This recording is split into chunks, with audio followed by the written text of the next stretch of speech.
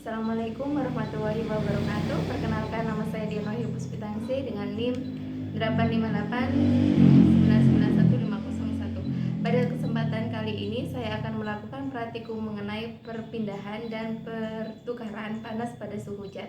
Pada kehidupan sehari-hari, kita sering merasakan panas berpindah dari satu tempat ke tempat lain. Misalnya, saat memegang sendok dan yang berada di dalam teh panas, melihat air mendidih, atau merasakan hangatnya sinar matahari. Semua itu terjadi karena adanya perpindahan kalor, yaitu proses perpindahnya energi panas dari benda bersuhu tinggi ke benda bersuhu lebih rendah. Selanjutnya, yang pertama saya akan melakukan percobaan konduksi. Adapun alat dan bahan, yaitu yang pertama alat tulis, korek api, lilin, kemudian lilinnya sudah dipotong, lembar pengamatan, aluminium, kuningan, besi, dan tembaga. Langkah yang pertama yang saya akan lakukan yaitu kita siapkan tempatnya terlebih dahulu. Selanjutnya kita nyalakan lilinnya.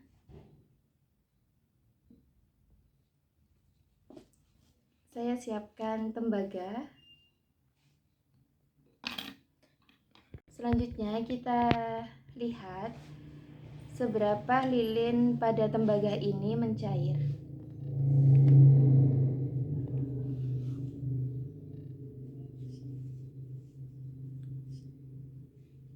Di sini terdapat 2 detik. Lilin sudah besi ini.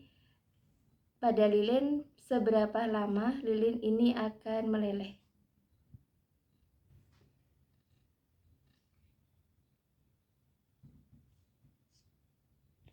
Lilin membutuhkan waktu 38 detik. Pada kuningan, lilin membutuhkan seberapa lama meleleh.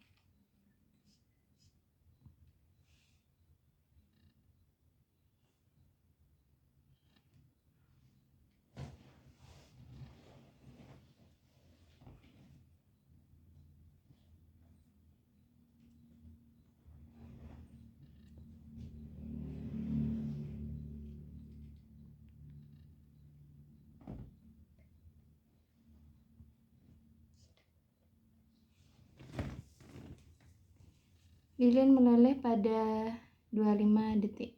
Selanjutnya pada aluminium, lilin membutuhkan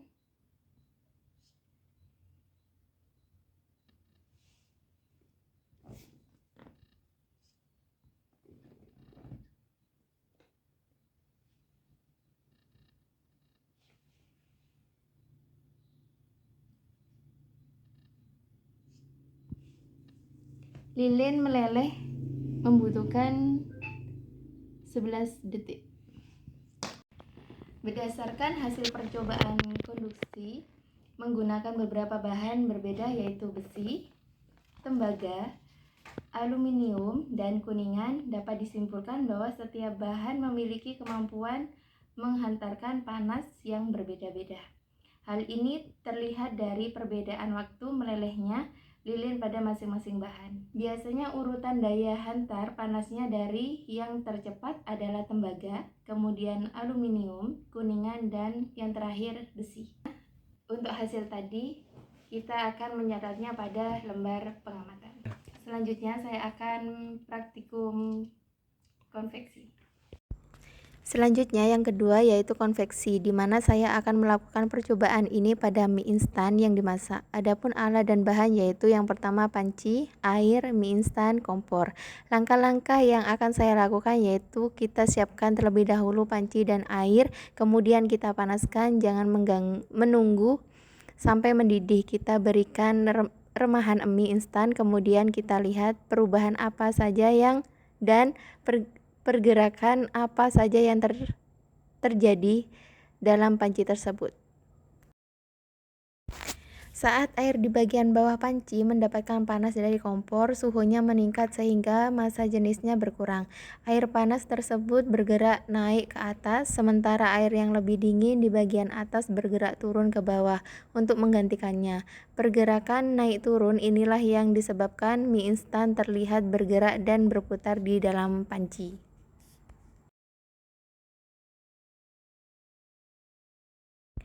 Jadi dapat disimpulkan, berdasarkan percobaan yang dilakukan dengan memanaskan air dan memasukkan remahan mie instan sebelum air mendidih, terlihat adanya pergerakan naik turun remahan mie di dalam air.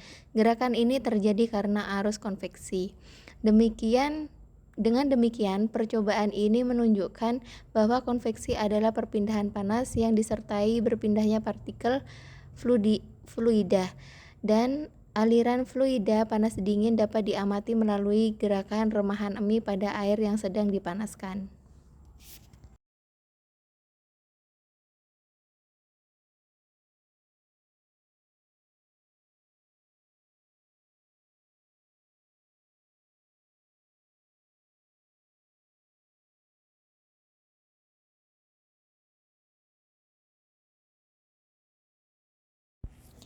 Kemudian yang ketiga, saya akan melakukan percobaan radiasi. Adapun alat dan bahan yang dibutuhkan yaitu yang pertama kayu bakar, korek api, meteran, dan lembar pengamatan.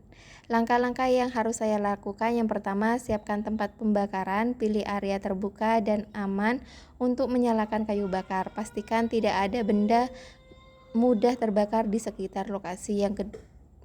Yang kedua, susun kayu bakar. Yang ketiga, menyalakan kayu bakar. Gunakan korek api untuk menyalakan bagian bawah kayu. Siapkan meteran sebagai alat pengukur jarak. Pastikan meteran cukup panjang untuk mengukur jarak aman dari sumber panas. Ukur jarak pengamatan pertama. Gunakan meteran untuk menentukan jarak tertentu dari api. Amati sensasi panas pada jarak tersebut, rasakan intensitas panas yang diterima. Ukur jarak kedua dan ketiga, ulangi prosedur pada jarak berbeda, misalnya 20 cm dan 30 cm. Hasil pengamatan menunjukkan bahwa semakin dekat jarak dengan sumber api, semakin besar panas yang diterima. Sedangkan pada jarak yang lebih jauh, intensitas panas semakin berkurang. Hal ini membuktikan bahwa perpindahan kalor secara radiasi dipengaruhi oleh jarak antara sumber panas dan objek penerima. Sekian video dari saya. Wassalamualaikum warahmatullahi wabarakatuh.